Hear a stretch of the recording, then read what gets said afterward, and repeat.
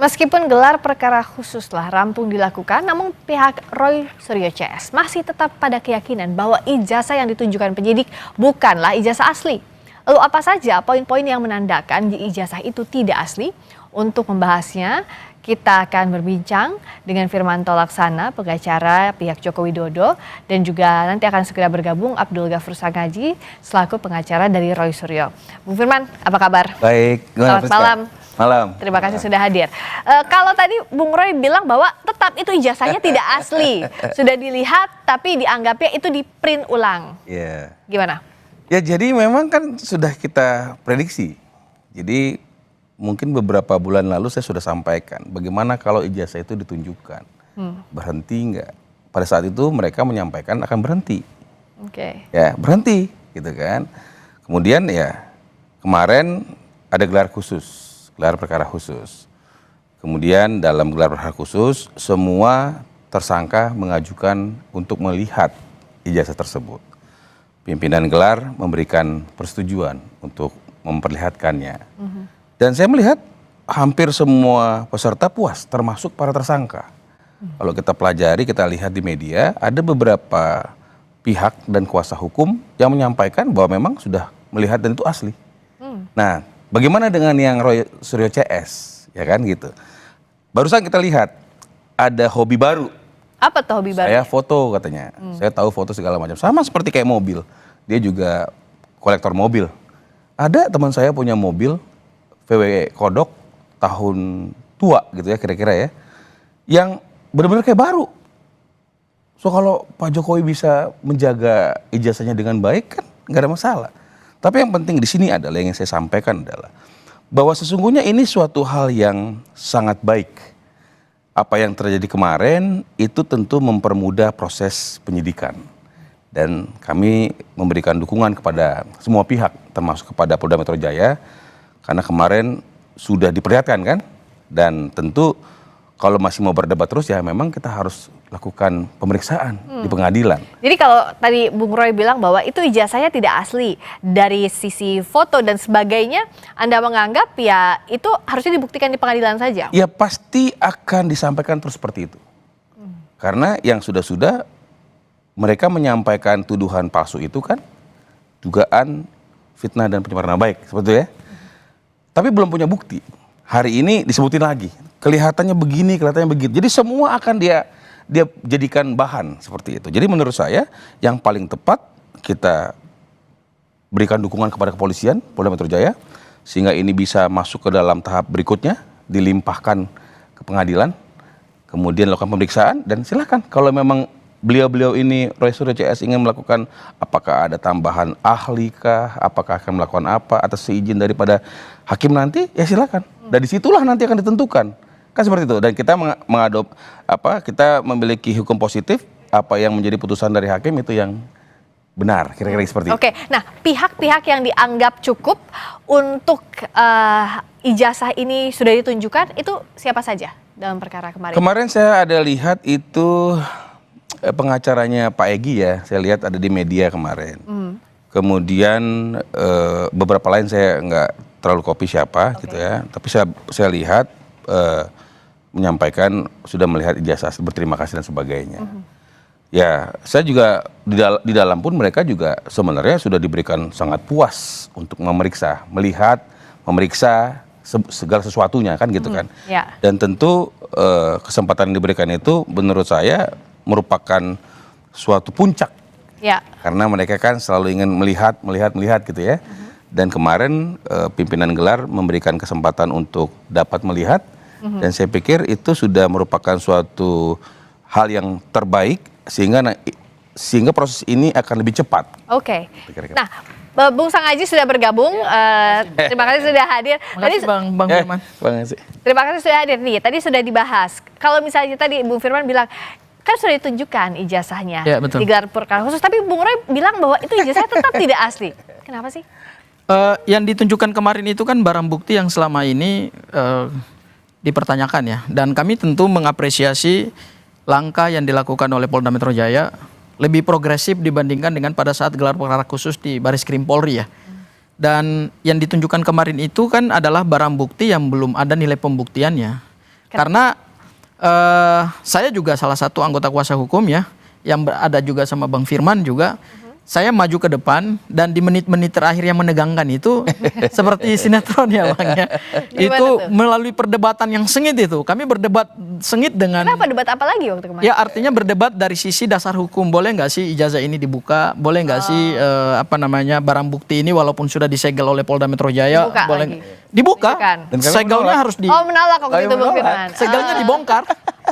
Oke. Jadi karena itu sudah ditunjukkan oleh penyidik Polda Metro Jaya, akhirnya kami punya kesempatan untuk melihat bahwa ijazah ini bentuknya seperti apa sih. Nah, ijazah itu ditunjukkan dalam 2 sesi yang berbeda. Ya, sesi pertama pada saat 5 tersangka untuk satu klaster pertama itu lakukan gelar perkara, saya juga ada di situ, kemudian ditunjukkan, saya juga ikut maju, saya penasaran juga Mbak. Kayak gimana sih bentuknya? Sebenarnya kayak apa sih? Oh, saya baru lihat secara dekat, wah ini ijazah Pak Jokowi ya. Tetapi kemudian penyidik minta jangan diraba, nggak boleh dipegang, jangan diraba, jangan dipegang ya. Jadi kami hanya bisa, saya melihat secara dekat sih, tapi saya nggak boleh meraba gitu. Ya, tapi saya kan tidak mempunyai kemampuan dari sisi dari sisi teknis ya. Apakah kertasnya ini asli atau enggak? Apakah ada embossnya? Apakah ada watermarknya? Apakah ada lintasan stempelnya? Saya nggak punya kemampuan itu ya, karena itu mesti kita tanyakan kepada Mas Roy dan Bang Rismon ya, karena mereka yang ahlinya gitu ya. Nah, yang pasti satu hal adalah ijazah yang ditunjukkan kemarin itu tidak berbeda dengan ijazah yang selama ini beredar di publik. Yang sudah dilihatkan sebelumnya, tapi dalam bentuk digital itu ya? Betul, yang dalam bentuk digital. Dan ijazah tersebut mengkonfirmasi bahwa basis penelitiannya Mas Roy, Bang Rismon, sampai kemudian mereka simpulkan 99,9% palsu, kata Mas Roy, kata Bang Rismon 11.000 triliun persen palsu, itu ternyata objeknya sama. Tidak berbeda ya, tidak berbeda. Kami kemarin khawatirnya jangan sampai apa yang mereka teliti dengan yang ditunjukkan atau yang disita oleh Polda Metro Jaya itu berbeda. Wah, itu kalau terjadi seperti itu bahaya itu penegakan hukum untuk melakukan. Nah, tapi kenapa masih ada kesimpulan bahwa Bung Roy bilang bahwa itu ijazahnya masih tidak asli dan Bung Firman menganggapnya apalagi yang bisa digunakan, apalagi tools yang digunakan untuk membuktikan bahwa ijazah Pak Jokowi itu adalah asli. Sesaat lagi tahan dulu di Sapa Indonesia Malam. Baca lagi di Sapa Indonesia Malam. Jadi kalau masih dipertanyakan juga sudah gelar perkara khusus, ini kan disepakati kedua belah pihak ya, ini langkah yang baik lah, sudah diakomodasi.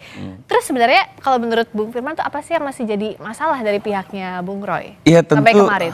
Tentu orang kan jadi tersangka ya. Ya mungkin masih ingin memberikan penyampaian ya, yakinkan sebagai. Tapi buat kami malah blunder. Karena kenapa? Apa yang diinginkan selama ini, yang sangat diinginkan sudah diberikan oleh pimpinan gelar kemarin ya. Dan kemudian semua orang sudah melihat ya, terang benderang. Ada 2 ijazah, ijazah SMA dan ijazah S1 Bapak, seperti itu. Dan semua melihat bergantian dan cukup. Artinya cukup puas lah melihat ya.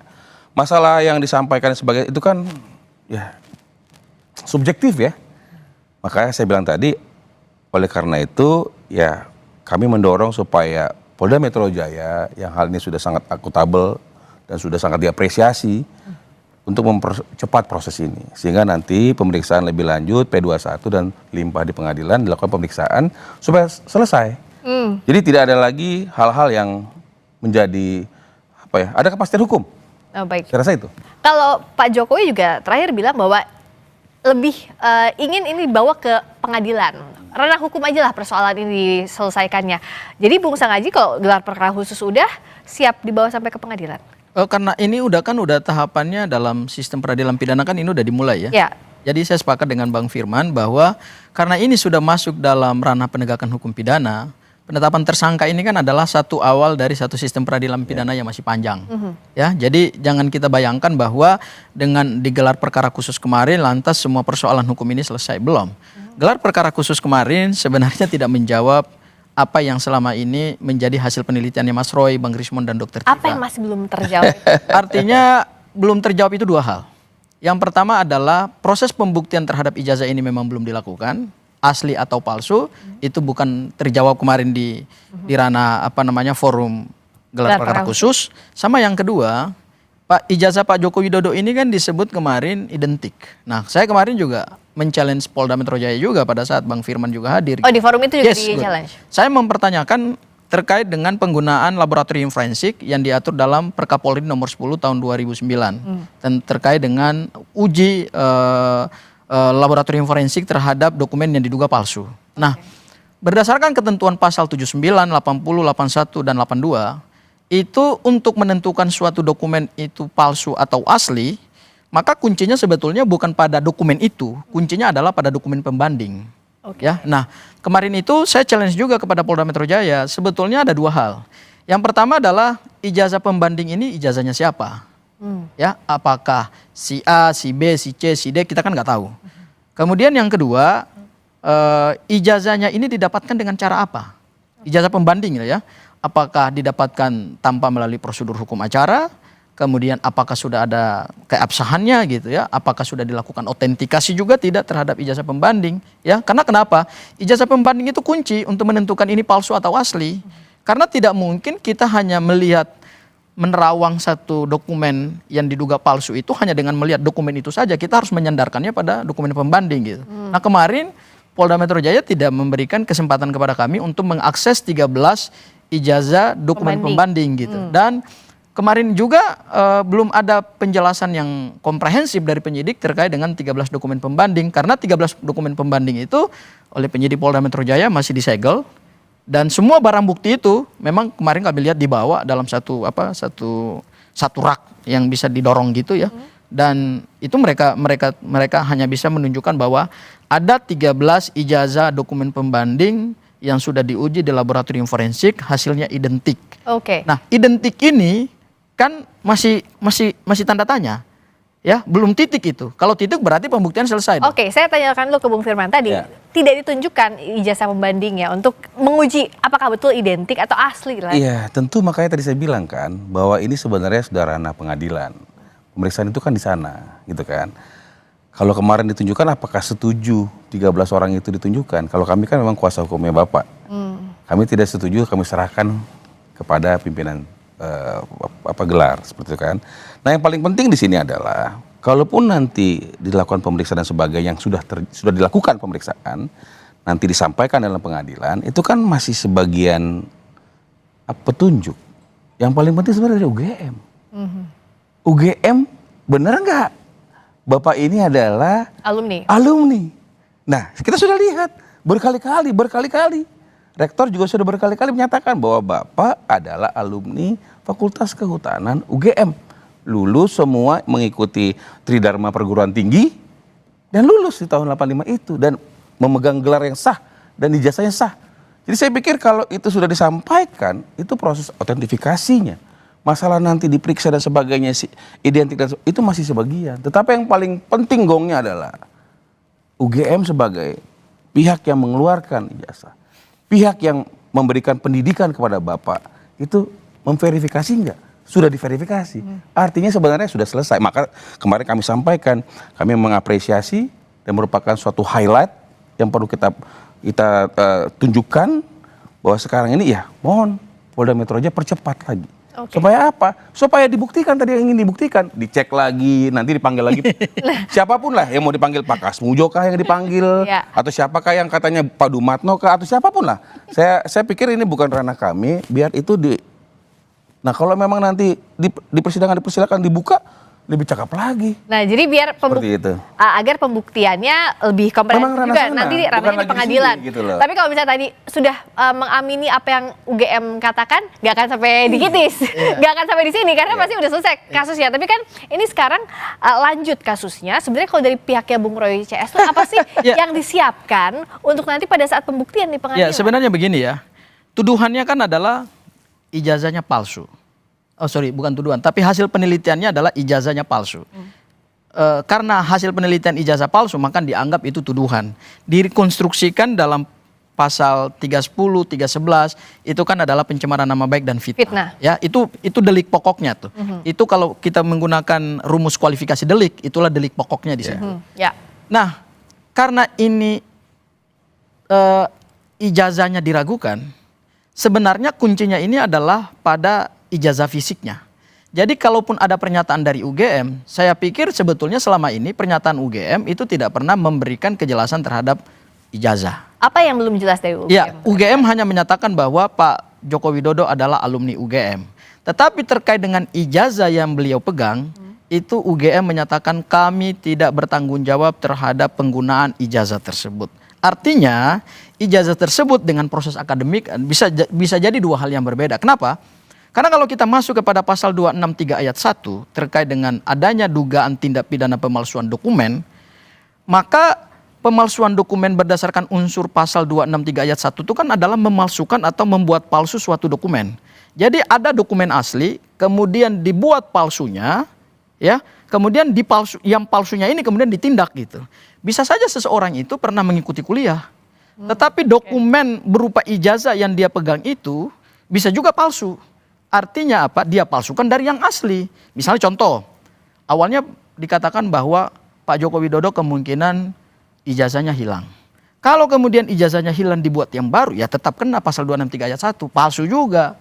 Gitu. Meskipun dibuat berdasarkan proses akademik yang pernah beliau lalui, tetapi karena dibuat tidak oleh yang punya otoritas, kemudian dibuat berdasarkan apa yang kemudian dibuat di tempat lain, wallahu alam kita nggak tahu ya, itu bisa juga tetap dikatakan palsu gitu. Tapi Jadi jawaban harus... UGM menurut saya itu belum memberikan jaminan terhadap keaslian dokumen. Kalau proses akademik, kira itu hal yang berbeda.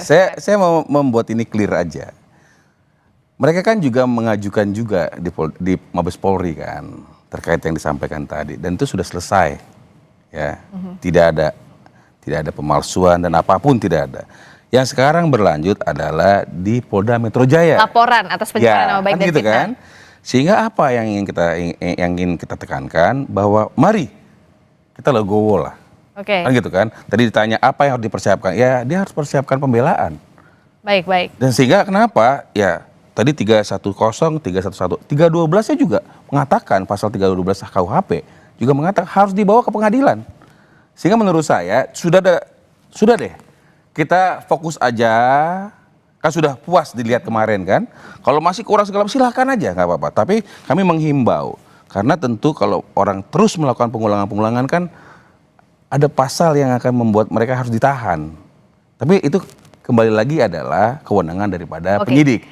Hanya kami ingin mengatakan, sudahlah, sudah dilihat, yuk kita sama-sama buktikan, kita buka aja. Minta nanti sama pengadilan untuk dibuka live sidangnya. Supaya semua yang nanti melakukan eksaminasi, ahli, saksi fakta, atau apapun lah, UGM, semua dibuka. Sehingga terang benderang. Jadi sekarang saya kira begini, tanpa Pak Firman minta begini pun, sesuai dengan hukum acara pidana yang sudah diatur dalam KUHP, itu pasti jalan otomatis gitu. Itu sudah enggak gini. Itu sudah rulesnya yang diatur dalam KUHP bahwa penetapan tersangka, kemudian pemeriksaan saksi-saksi, ahli meringankan, kemudian ada saksi meringankan, kemudian setelah itu pemberkasan, kemudian dilakukan tahap 1 yaitu berkas perkara dikirim kepada jaksa penuntut umum, kemudian Kejaksaan Agung atau Kejaksaan menunjuk jaksa penuntut umum dengan P16. Kemudian setelah itu jaksa penuntut untuk meneliti berkas, kemudian kalau kurang di P19, kalau memenuhi syarat materi dan syarat formil baru P21, baru kemudian dilanjutkan. Itu teknis yang hukum acaranya sudah rigid gitu. Tanpa diminta pun oleh Bang Firman itu otomatis jalan. Cuman bukan itu persoalan kita. Bukan itu persoalan kita. Persoalan kita adalah apakah penegakan hukum kita dalam menjawab misteri ijazah Pak Joko Widodo itu kemudian akan sesederhana yang dikatakan oleh Bang Firman bahwa dengan gelar perkara khusus tentu tidak yang sederhana. Enggak begitu. Juga begini, bahwa Puslapfor adalah pihak yang berwenang. Polda Metro Jaya sudah menyerahkan ini kepada Puslapfor. Kita lihat saja nanti apa aslinya. Memang belum ditunjukkan kemarin kan seperti itu. Sehingga kita tunggu kan seperti. Tapi kemarin itu lucknya kalau saya lihat mereka punya seperti itu. Jadi artinya dokumennya sudah diserahkan kepada Puslapfor, sudah diperiksa. Seperti itu. Artinya proses itu kita tunggu aja. Ya udah, kita sekarang sama-sama nunggu prosesnya. Kita pantau bersama-sama. Fungsinya publik di sini untuk mengawasi juga proses yang ada sampai nantinya sesuai dengan hukum acara yang berlaku. karena ini sudah jadi atensi publik, makanya transparansi jadi kunci utama. Itu ya. Terima kasih banyak Bung Sakaji. Terima Transparansi kasih. dan akuntabilitas. Dan akuntabilitas itu penting. Terima kasih Bung Firman. Terima kasih Bung Sakaji sudah dari Sapa Indonesia Malam.